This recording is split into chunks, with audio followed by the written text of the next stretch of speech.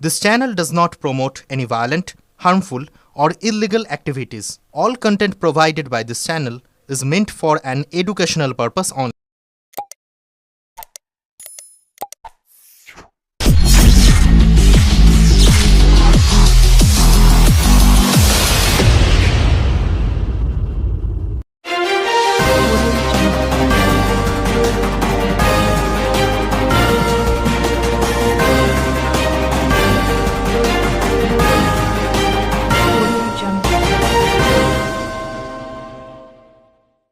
দিদি লন্ডন গেছেন, সাংঘাতিক একটা খবর হতে চলেছে মত রচনার। এখন সময় নেই, আগামী দিনে কি হবে বলতে পারছি না। আবার সিনেমায় ফেরা নিয়ে এমনটাই বললেন হুগলির সাংসদ রচনা বন্দ্যোপাধ্যায়। তৃণমূল সাংসদ শতাব্দী রায় অনেকদিন পর অভিনয় জগতে ফিরেছেন। মেদিনীপুরের সাংসদ জুন মালিয়া অভিনয় করছেন। ঘাটালের সাংসদ দেব রীতিমতো ব্যস্ত তার সিনেমা নিয়ে। হুগলির সাংসদ রচনা বন্দ্যোপাধ্যায় বহুদিন সিনেমা থেকে দূরে রয়েছেন। একসময় প্রসেনজিতের সঙ্গে তার জুটি ছিল রীতিমতো হিট। তারপর ওড়িশার সিনেমায় চুটিয়ে কাজ করেছেন হিন্দি দক্ষিণী ছবিতেও। সাংসদ হবার আগে দীর্ঘ বিরতি নিয়েছেন সিনেমা থেকে। একটি জনপ্রিয় টেলিভিশন শো হোস্ট করেছেন, সেই কাজেই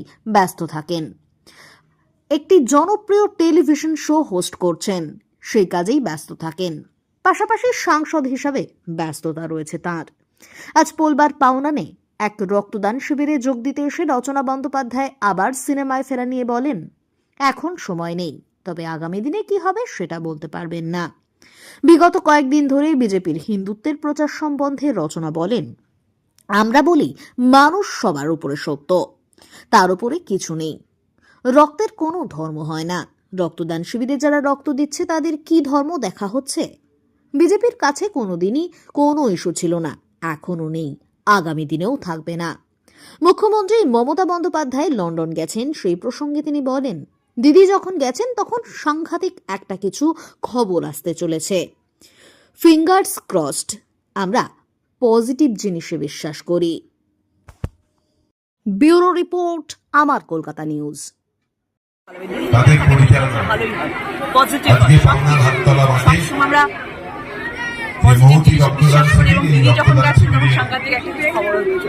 দিদি সুযোগ পেলে কি আবার অভিনয় আসবেন? আপনার যারা কলিগ রয়েছে শতাব্দী রায়, ওনারাও তো সাংসদ হওয়ার পরে এখন আবার অভিনয় ফিরছেন।